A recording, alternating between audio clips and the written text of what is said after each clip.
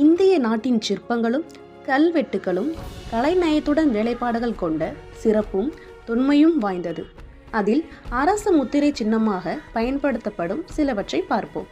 10 ரூபாயில் இடம்பெற்றுள்ளது ஒடிசாவில் உள்ள கோனார்க் சூரிய கோவிலின் தேர் சக்கரமாகும். இது முதலாம் நரசிம்மவர்மனால் கட்டப்பட்டது. 20 ரூபாயில் இடம்பெற்றிருப்பது மராட்டியத்தில் உள்ள யுனெஸ்கோ உலக பாரம்பரிய சின்னமான எல்லோரா குகை. இது ராஷ்டிரகூட அரசரால் கட்டப்பட்டது. 50 ரூபாயில் இடம்பெற்றிருப்பது கர்நாடகாவில் உள்ள யுனெஸ்கோ உலக பாரம்பரிய சின்னமான ஹம்பி தேர். இது பேரரசர் கிருஷ்ணதேவராயரால் கட்டப்பட்டது.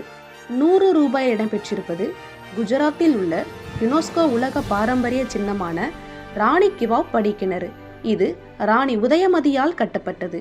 200 ரூபாயில் இடம்பெற்றிருப்பது மத்திய பிரதேசத்தில் உள்ள சாஞ்சி ஸ்தூபி.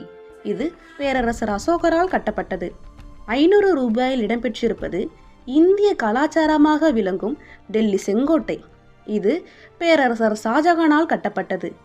அரசு சின்னத்தில் இருக்கும் 4 பக்க சிங்கம் தலை மற்றும் நம் தேசிய கொடியின் நடுவில் இருக்கும் அன்பு, அமைதி, பண்பு இதை உலகத்துக்கே தத்துவமாக கூறும் அசோக சக்கரம். இவை இரண்டும் சாரநாத்தில் உள்ள சிம்ம தூணிலிருந்து எடுக்கப்பட்டது. இது பேரரசர் அசோகரால் கட்டப்பட்டது. தமிழ்நாட்டில் உள்ள அரசு முத்திரை தமிழ்நாட்டின் ஸ்ரீவில்லிபுத்தூர் ஆண்டாள் கோவிலின் ராஜகோபுர முத்திரை ஆகும்.